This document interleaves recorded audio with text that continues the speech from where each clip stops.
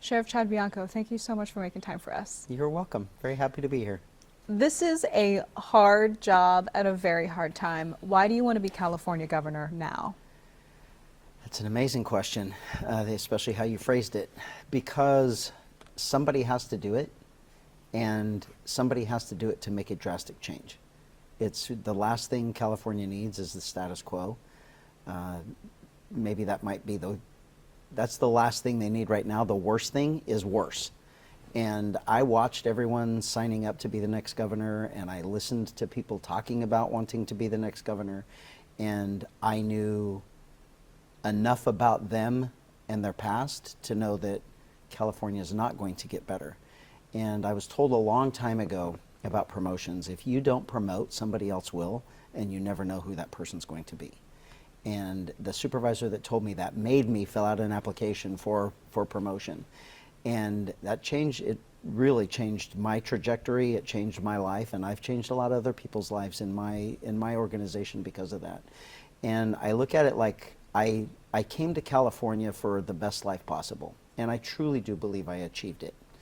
And I unfortunately now have kids that are looking elsewhere for theirs because they can't afford to buy a house, they can't afford gas, they can't afford groceries, they know they will probably never get a house.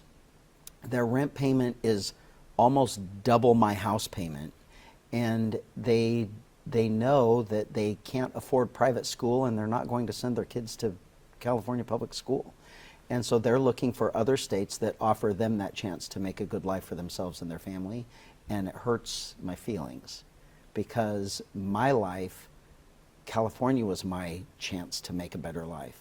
And I feel like in my short time here, it's been 38 years, but it all changed. And while I was making a good life for myself, the opportunity for this generation and my grandkids has been taken away. And it's not taken away because of Californians and businessmen and corporations and small businesses, manufacturing, workers, anything like that. It was taken away only because of absolutely horrific bad policy. And it's policy that could be easily changed if we had people of character in office that would admit that they were wrong and change direction and change paths. And ultimately is no one's going to do that, so I have to be the one to do it. Well, at the core of this job is obviously figuring out how to use taxpayer money. Mm-hmm. And right now, given some of the challenges that you laid out, the state is in a situation where the next governor is going to have to decide whether to cut programs, raise taxes, or do a combination of both. What would a governor, Chad Bianco, do? Only a Democrat is going to have to raise taxes. California is the fourth largest economy in the world. In the world. Don't tell me we have to raise taxes. We have more money than we could ever imagine spending. Hundreds of billions of dollars. The normal person, I don't even think the elite and the economists have an idea of what $1 billion really is. It's astronomical, and we have hundreds of billions of dollars in budget. We don't have a money problem. California has never had a money problem. We have a massive spending problem. They're talking now about historical highs in revenue. And what did we have, a $30 billion deficit? We don't have a money problem. We have a massive, massive, massive government spending problem. So you're cutting programs? I don't know if I would say cutting programs. I think we can all possibly agree, just from the last 2 months, that I guarantee a quarter of our budget is fraud. I guarantee it. I guarantee it that we could find $50 billion a year in fraud. Any thoughts on which specific departments? It's every single department. I think we're learning that. I think that we are learning that it isn't just homeless. Now it's medical. Now it's going to the DMV. I mean, I'm not going to say that anyone or any agency is immune and exempt from it, because we are seeing that what we are learning is there is absolutely no one watching where our money goes. No one cares. No one cares. It's almost like from the beginning of time, government has been paying for things, and we never stop paying for them. We just keep adding more on. And instead of stopping that money from going, or stopping something that's not working, or changing it and getting rid of it, cutting it. We just keep it going and then tax you more or increase fees for something else so we can have a new pet project. And it's got to stop. My opinion, my belief is that California is run by activism. I will say activism has its place. Activism is supposed to be on the outside. The activists can all yell and they can scream and demand their things and everything else. But adults are supposed to be in the middle, and we're supposed to be making decisions that benefit everyone, not the activist. And so California lost that a long time ago. We have activists and activist attorneys that sit on every board, that run everything in California. The ACLU, here's a story for you. The ACLU runs Sacramento. And the ACLU, the founders of the ACLU, will roll over in their grave of what the ACLU has turned into. It is nothing but activism. It's extremist activism. So how would a Governor Bianco then root out fraud and figure out some of these spending issues that you say are there? Like, what specifically would you do? So first, we have to go back to what government's responsibility is anyway. And government has priorities. And priorities are where you spend your money. And California's priorities are completely upside down. If you're going to, call it a pyramid of what government's number one responsibility is and then go down, ours is backwards. It's completely upside down. No matter what, the number one role of any government, federal or state, is public safety. The federal government keeps us safe from foreign invaders, and local government keeps us safe from criminals and from natural disasters. Fire gets added into that. So police and fire is the number one responsibility of government. And if you are not keeping people Not safe, healthcare, not education. No. No? That has never been. Because Education our is state's, number three. Well, our state's budget. Number one is priority. Number one priority. We're not going to have a great education system if no one's safe in school. We're not going to have you can't even have a good economic environment if everyone's afraid to go to the store, or you're afraid to go to the restaurant, or you're afraid to go buy something because someone's going to follow you home and home invasion, or rob you in your driveway when you get out of your car. But I'm just saying logistically, California's state budget, 40% of it by state law has to go to K through 12 education. And public safety is still a significant part of. Education is your number three. So just to clarify then, Governor Bianco would change the would. state law. You'll change the state law. You go back to the voters on how much money goes to education. Absolutely, because there's no way should it be 40%. How much should it be? A whole lot less than that. And I'll tell you, it's where is the money being spent? Half of the money being spent is above the principal level. We can eliminate that entire thing.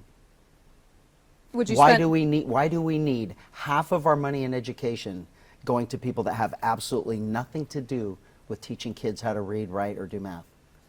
Our state leaders right now would tell you that money is going to our local school districts that have to teach millions of children in this state. Would you spend more on public safety than education? No, I said it's priorities. Okay. It's you have to have priorities. Our priority of public safety left a long time ago. It left in 2012 with AB 109. That was the downfall of public safety in California, and that's why we see what we see here today, with crime being enabled by the people in Sacramento, enabled by our governor. Complete failure. AB 109 was an absolute failure. It was the downfall of public safety. The nail in the coffin was Prop 47 and Prop 57, and then there's been hundreds of laws since then that have just been piling dirt on the coffin is what it was. And all of those have to be reversed. AB 109 has to be completely reversed. If you're elected governor, you'd be working with likely a supermajority Democratic legislature. Do you think there'd be an appetite to actually execute that and get that done? I know there will be, if they want to stay in office. The only thing that a politician fears is an informed voter. And I'm going to make sure that Californians are informed, because we've been kept in the dark. So what happens in Sacramento has been in the dark for decades. And the shutters need to flip open and the blinds raised on our beautiful building. And everyone needs to see what they're doing behind closed doors and in the dark, in their little back rooms, because it's harming us. And when people find out about it, it's like, wait a minute, what, you mean what? And it's like, well, yeah, that happened 10 years ago. And they're appalled that something like that could happen. But yet it does, and no one's exposing it. So I get asked a lot, what are you going to do to work with the legislature? I'm really not going to.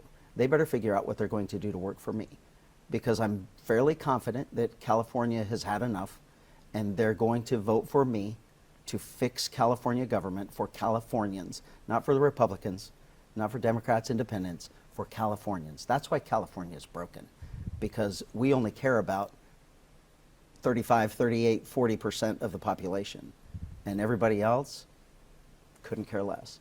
I'm doing this for Californians, not for political parties, political ideologies. It's just California. And that's what people want. So when I get this office, if you are not going to admit that you are wrong, that your policies have created this, and we're going to make changes, then I'm going to expose you to everybody that voted for me, and they're going to not vote for you. I've said it over and over that I think we're going to be able to work. I don't think I'm going to have to target anybody and get them out in 2 years, but a worst case scenario is it's only going to be hard for 2 years. Well, so on public safety, though, and especially the legislation that you're referring to, in terms of public safety, and let's We have to make acknowledge crime a that, crime I mean, again. Californians do feel like some criminals are not held accountable right now. They feel like 70% of us feel like no criminal is held accountable. But California is under a court order that tried to, especially in the early 2000s, direct the And it was state right. to, I mean, well, it was They under were a court. right. They were right to, on They the were prison, right. on the Oh, prison yeah. population. I don't agree with the court. I mean, I would have wished that they wouldn't have, but in their ruling and saying that it's overcrowded and everything else, I'm like, yeah, you're right. But then a leader, a true leader, fixes it, and we didn't get that. So let me put it to you, this is the exact scenario. If you're married, you've got 3 kids, and you live in a 3-bedroom apartment, that means 2 of your kids are sharing a room. And if you want rooms for all your kids, you need to get a bigger apartment, buy a new house, do an add-on, something. You don't get rid of one of your kids. So when the court said you're too overcrowded, instead of building more room so we're not overcrowded, we got rid of all the kids. So the state should have built more prisons. Absolutely they should have. Absolutely they should have, because what they did, we went from 170,000 down to 90,000, 80,000, and it's not because they didn't commit crimes, it's not because crime is going up, it's not because they didn't finish their sentence, it's because they let them all out of prison. They just let them go. And this was, the entire environment was all created on purpose. You let them all go, where are they going to go? They're going to be homeless. They've got no place to go. Nobody wants them. Their family doesn't want them anymore. Nobody wants to be associated with somebody that should have been in prison for a long time. And so they have no place to go. They have no job, so they end up homeless. So then you start giving homeless money. You start giving, then you make, 2 years later, you make drugs legal in California. So now you have all the homeless people all addicted to drugs and alcohol and everything else. Give them money so they stay there. You stop fighting the drug sales, the drug trafficking and everything else. And so now all of those people are free to provide them all of that. And now you create a homeless industrial complex that keeps that money flowing into that complex, and it never stops. And so now we've seen 25 billion disappear. We have no idea where it goes. And that's just the state. Los Angeles City alone, 2 billion a year. And sometimes it's even more than that. And just to be clear, But you're it's getting talking about public tax dollars that have gone to homelessness. Oh yeah. Oh yeah. So the AB 109 created that. So all it didn't fix the problem. It made it worse everywhere else. So even Newsom, he claims success because, oh, look at my prison population. Look at how great I am. Well, all you did is let them all out. You let them all out into our communities, or you force them into county jails. So all of these state prison inmates that are now in county jail, now we're all full. So now we all have to let the lesser criminals out. So now there's not even a consequence. So any type of property, there are times throughout the year, there's no rhyme or reason why, but it ends up that way because of my court orders and because of my federal lawsuit for bed space. There are times in my jail where we are deciding which person gets let out based on the extent of injuries to the victim. Because every single person in my jail has committed a crime against another person. Property crimes don't go to jail, drug crimes don't go to jail, nothing. A misdemeanor domestic violence will go to a jail because a judge is ordering it. A DUI sometimes will do a couple of days in jail because a judge is ordering it. Everything else, gone. There's no consequence. We're enabling criminal activity here, and that's why crime is out of control in California. And AB 109 was the start of it. You fix problems. That's the nature of a problem solver and a problem fixer, is you fix the problem. And how are you fixing it? How are you going to fix it specifically? It's going to have to be reversed. We're going to have to make more room. And now we know that there's plenty of room in prisons because he's closing them. Mm-hmm. You can't say we're overcrowded if you're closing them. You close 5 prisons, that means we have plenty of room in prison. So all 5 of them are getting reopened, and we're going to put people that are going to victimize us in jail. There's going to be a consequence for crime. There has to be. We can't have a civilized society without an adherence to laws. And there has to be a punishment for victimizing us. And in a civilized society, that punishment is jail. Okay, I want to move on to healthcare. California right now, one of its biggest expenses is healthcare. Right now, the state offers Medi-Cal, state health insurance to low-income, undocumented immigrants. Just you would not continue that program. Absolutely not. And what would you do with the more than 1 million undocumented people who would not have health insurance? My guess is they're only here because of that. We know from studies, we know from articles, we know from papers, we know from talking to them that they're only coming here for that. I mean, they're not, that's it. They're coming here for free. They're coming here because it's a benefit to them. They're coming here for free school, free money per month. Our state is lying to all of us and saying that they don't get welfare, they don't get food stamps, they don't get all those things. That's a lie. It's a flat out lie. And why do my kids not get it? California residents, no matter how poor they are, they're not getting free school. They may get free food, they may get something, a little bit of a stimulus over here, but they're not getting coddled to and brought here saying, look how great it is and look how rich you can be. The assistance that we're going to give you is like a $50,000 a year job. Why would you work? If you're getting all that for free, why would you work? But on healthcare, if undocumented people show up to the ER, that cost is going to fall on either the county or the hospital. Mm-hmm. Do you worry about that? I don't know if I would say worry about that. I think that the entire medical system is being completely abused. You go back 50 years. Every doctor, the Hippocratic Oath, nobody gets turned away. That's what emergency rooms was for emergencies. That's not what emergency rooms are now. I'm in emergency rooms all the time. My deputies are in emergency rooms all the time. And it's filled with non-emergencies. It's filled with people that are just going there because they have a runny nose, or their head hurts, or they hurt their finger, whatever the case may be. But we sit there and we watch it. We know we are living it. We are living law enforcement, particularly some of the things that we're involved with. We are living through the bad decisions and the bad policies that Sacramento is making. And we just have to make it work. Nobody cares. They don't care what we have to say. It's almost just like, just make it happen. That's your job. Just go fix it. Go make it right. And sometimes we can't, but we see where everything's broken and nobody's willing to fix it. That's not what emergency rooms were supposed to be for. They were supposed to be for emergency care. And we turned them into, well, just show up and they're going to treat you. This is a huge, long conversation, because when you're just talking about the medical industry is just as broken with the waste, fraud, and abuse. And all you have to do is ask a doctor. A doctor will tell you that the entire medical system is completely broken. They have no control over it anymore, and they should be the ones in control of it. The patient and the doctor should be in control of what's happening, and it isn't. It's the pharmaceutical companies, it's the insurance companies, everybody dictating how things are supposed to work. Where's the money going? How's the money happening? So then where's the governor's role in all that? Putting people in place that are going to manage it how it's supposed to be run and make sure that ethically, morally, legally that it's all being run correctly. And we don't have that. We don't have that. There is the people in place in our boards and commissions. If they were doing things right, we wouldn't be suffering from all these problems. If they were trying to fix, if the board in charge of electricity was trying to make California more affordable with electricity, we would be there.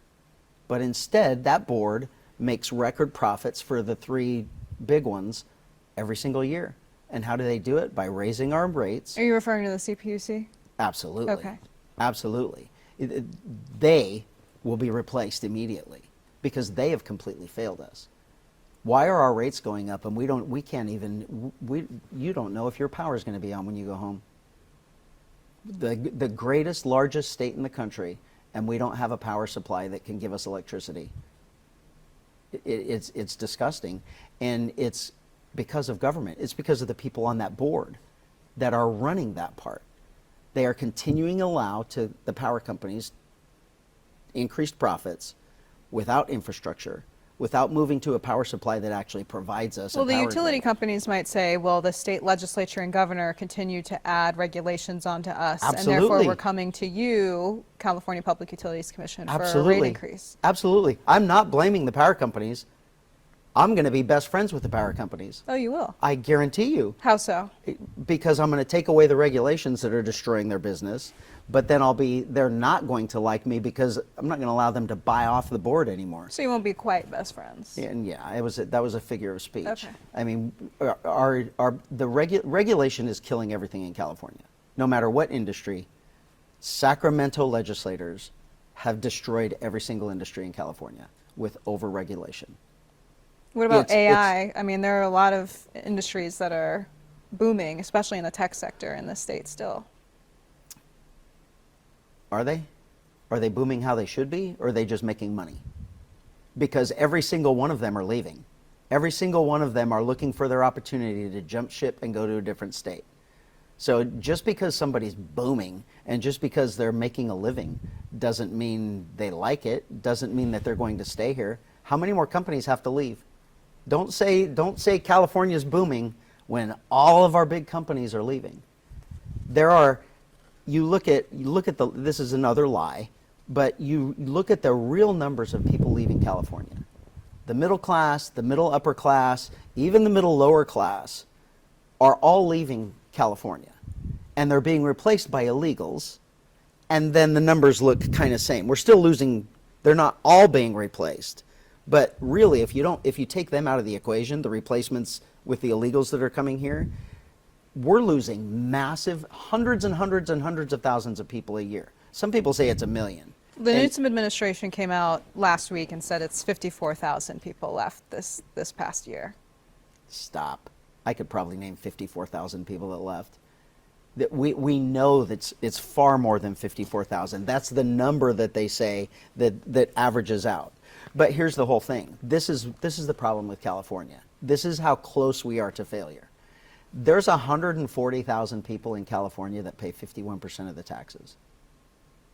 What happens when those 140,000 decide to leave? California is done. And those 140,000, You're talking about the wealthiest people in this state. the 140,000 people that pay 51% of the taxes. Well, yes, of course they're going to be the wealthiest. But what happens when they decide to leave? And all of them, I guarantee you, all of them have thought about it. Let me ask you just what people really want to know across every income demographic. How would you specifically lower costs for Californians in the state? It's going to be so easy, it's not even going to be funny. I almost feel like it's going to be so easy and so fast. The bar was set so low, and we've been lied to for so long. It's almost going to be, people aren't even going to believe it. It's like, how did gas get down that cheap already? How did houses get down that cheap already? How did my grocery bill go down so fast already? It's all regulation, and it's regulation in specific areas for the cost of living. We can't afford to live here anymore. So why wouldn't a supermajority with a Democrat governor, why wouldn't they do something to lower the cost of living? I mean, why is no one asking that? Why are they not doing something to lower the cost of gas? They don't want gas lowered. Right now, they're all breathing a sigh of relief because they can blame the entire thing on President Trump. It's it is the most crazy thing I've ever seen, that we have had the highest priced gas for decades by $2. Everybody knows it. And in the last 15 weeks, all of a sudden, it's only President Trump's fault. It's nuts. So what am I going to do? All of the regulations that are destroying our building industry for homes, our gas industry with oil and refineries and all of that, taxes, we're going to completely lower business taxes, people's taxes. And then all of a sudden, you can afford to live here. All of a sudden, you can afford to spend more money. All of a sudden, your business is making more money. You can hire more people. You can expand. You can open another business, and you can stimulate the economy how it's supposed to be stimulated. But you have to remove the regulations. All you have to do is ask somebody that left California, ask them why. If it was a worker, they left because they couldn't afford the taxes and the prices anymore. If it's a business, they left because of business tax and business regulation. So as a problem solver, instead of saying, so this is what the Democrat Party currently does. The current government right now, we know it's Democrat. I get in trouble sometimes for saying No, Democrat. you're accurate. It is. But it's the current Democrat way out is, oh my gosh, everybody's leaving. Now we're going to have to tax everybody else. Now we need a mileage tax. So Not we can get more money. everyone. I mean, the governor is against the billionaire's tax. The leader Is of the he? state Senate has said it's not on the table. And I mean, not every Democrat agrees with Yeah, that. and that's why I said I get in trouble, because that's the direction we're going. It's always, how can I get more revenue? How can I get more revenue? How can I get more revenue? No one is ever saying, how can we stop them from leaving? It's just they're leaving, and we need more revenue. I want to say, why are you leaving? I'm going to fix that. And we already know it's regulation. Regulations can all be eliminated by the governor. I want to switch gears to, I mean, voters in 2025 have sided with our state's Democratic leaders when they put Proposition 50 on the ballot. I just, given the news earlier in the cycle with the ballots that your sheriff's office seized in the situation, why exactly did you do that? Because it's a crime. What exactly was a crime? Election fraud. Why would I look into a murder? Because someone tells me there was a murder. Why would I look into? But did you believe the results of Prop 50? We're not doing anything with Prop 50. We're Okay. not. There's not one single thing I'm doing to So your overthrow question, Prop 50. Your question was around, the investigation was around the way Riverside County's elections officials Our were handling question- that? No. This is one of the things. This is where I get very frustrated with where we are in this investigation to begin with, because the Attorney General can lie every time he opens his mouth. He can put out things in print that are just flat out wrong and dishonest, and nobody cares. And then the media will report it, and then something will happen that it's like, hey, that's not true. Oh, well, it's too late now. We just keep moving on because the damage was already done. So when you say something and repeat it and the news says it, then people believe it. Especially now, it's horrible with social media. This is probably one of the most basic, easy investigations you could ever believe in your entire life. And law enforcement investigates crime. And so when someone comes to us and says, we believe there's possible crime, and election fraud is a crime, it's all out there. I didn't make it up. But who is the suspect, if I can We ask? don't know. We don't know. I don't know who's the suspect in a murder. And you don't know until you investigate. You really don't. So and it's you not really on don't the- even know if there was a murder. I mean, a murder's a bad one. It could be a fraud. So just to be clear, and I'm asking. I'll tell you, this is how easy this is. From our own records that our own ROV has, daily records of ballots that were returned, there's 611,000 ballots. That's how many ballots they say came back into the ROV. But when you add up the yes and the no votes, it comes up to 658,000. So if you only have 611,000 ballots by your own count, how do you have 658,000 yes and no votes? So when we went and asked, there was no answer. He had no answer. Doe in the headlights, couldn't explain anything. So the explanation was human error. It's like, well, human error of what and where? So a basic investigation was, how many ballots were there then? If you're saying that that's wrong and you made human error and you missed by almost 10%, which is completely unacceptable, then we have to find out. Because if it wasn't human error, then what was it? So from the very beginning, my first press conference when this happened, I said, our intention is to count those ballots. What I want to happen is, it was human error. They made a massive mistake that hopefully they never make again. But the total number of ballots, I want them to match the total number of votes. So I can tell Riverside County, stop believing that there's fraud going on. Is the investigation right. over? No, because the Attorney General won't let it happen. But you're still committed to investigating that? Of course I am, but now we have to fight it in court because the Attorney General is attempting to stop it. If I tell you, I'm not going to call you out, I'll say, when I talk to other people, when they ask me the same question, and I say, if I have 611,000 ballots, but I have this many votes, don't you think I should count the ballots to see if it matches? And they're like, well, yes, of course. Why wouldn't you? But if the election results are Attorney General certified, doesn't want to. Well, who cares whether they're certified or not? How were they certified if there's 611,658? How did they get certified? So all we have to do is make sure, because here's what my goal would be. I want it to just end. I want it to be, look, they're equal. They match. So let's move on. But what if they don't? What if there's only 611,000 ballots? How did the machine count 658,000 votes? There's something massively, massively wrong there. And then in an investigator's world, which is 33 years of my life, in an investigator's world, when you ask legitimate questions and you're trying to get to the truth and you're getting a whole bunch of things that don't make sense at all, you have to ask yourself why. Why wouldn't the Attorney General just want to count those ballots and prove to everybody, look, this is what he could do. We already know what he feels about me, and it's all political. Why wouldn't he count those ballots to say that they're right and then say, look what the sheriff is trying to do over here, but we proved he was wrong.